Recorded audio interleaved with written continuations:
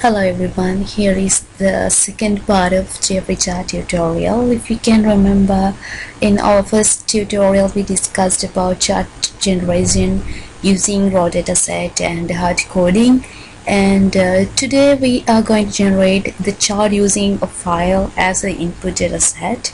And if you can remember, all the configuration, environmental setup, and the simple chart types and configurations we discussed in the first tutorial. If you want to know more about that, you can go to this link and find out more about that. And we will move to today's lesson here. And here is our Java class by chart file, and I am using here Java IO and string tokenizer for file processing and string processing, and other charts utilities and chart factory and JFreeChart for chart generation. And first of all, we have to specify a string array, and I am assigning values. I am initializing this array with string values that is going to display or depicted in the pie chart which is we are going to generate. And for the displaying the values of the pie chart, we need to specify some legend or labels or some kind of key, and we are dividing the chart using these string values. And now the important part, we are going to process the file which we are going to use for feeding the data set. And for that we need input stream, file input stream, and it creates a new file input stream using the file whose path name is specified by the file object. We are creating a file object and we are feeding the new file we are going to use. And I am here using the sales text file, and that's the name, and it is reside inside the same directory, and the name is sales.txt. that's a text file.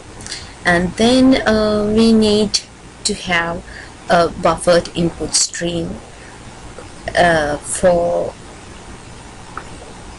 it creates a buffered stream, and the buffered input stream reads the characters from a stream without causing a device accessing it every time.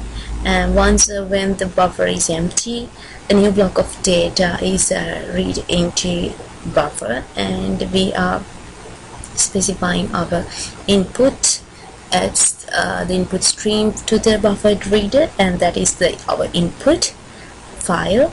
And then we are declaring another string builder object, and string builder class is used to create a mutable or modifiable strings, and it is same as a string buffer class, but except that it is not synchronized. And then we need to string names align. Further we see, and then the default pie data set, and it is a use this constructor creates a new data set, and initially it is empty, and we are using it for creating the pie data chart. And then we are using a while loop for reading our file, and we are use that string line, and using the readers, the buffered readers and read line method. And if it is not empty or not null, we are appending the upcoming line. And then we are declaring a string tokenizer. And what is this string tokenizer? We use this class to allows to break a string into tokens, and it is simple way to break a string, and it creates a string tokenizer with specified string and a delimiter. Here our string is output, and it has been converted into a string, and delimiter is a comma. And again we are using a loop for iterate to, and this loop will be continuing and iterating until this string tokenizer has more tokens, and these has more tokens method is a boolean returning boolean result and checks if there is more tokens available. And also there is a checking whether the sales bonds or the string array which we provided is going to be empty or still there is having any value, and only that then the loop is if both conditions are true, then we are going to set the values for that the data set which is we are going to use for generating the pie chart.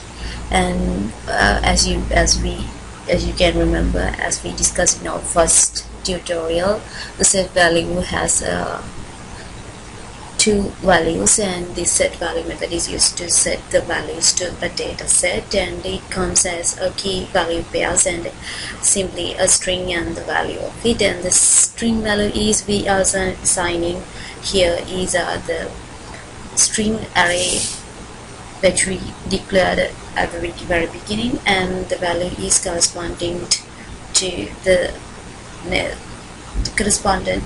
string tokenizer's value. And then we are going to iterate and increment the value of the loop, and that's how we are going to set the data sets values. And now we are done here with setting the values or setting the data set to generate our pie chart using a file. And now we are ready to create our pie chart. We can simply use a JFreeChart create chart or chart factory for this creating the pie chart, and we have specified here the chart title and data set, and whether to use a legend or the other type of parameters, and we have specified the width and the height of the chart. And we are going to generate this chart as a cells JPG or image, save chart as a JPG image, and we have set all, and we can save it, and we can then go to the directory, and we can simply check the directory structure. We have specified our input file as sales.txt, but the file extension has been specified as sales.txt.txt, so we have to specify it as sales.txt.txt. So we are modifying this entry here. If it is not, it's going to be getting an error like file not found exception. And now we are compiling our Java pie chart class Java file, and again we can no errors, and we can run it using Java command. And again we check directory, and you can see there's the sales chart.jpg is has been created. We have specified as sales chart.jpg as an image, so inside the directory it has been created. Before there was not inside there. And here is the chart we have generated just, and there are 6 entries with the values, and we have which is we specify inside that string. And if you try to modify it like this, and this is the sales chart file, and we have added another 2 values, and we can set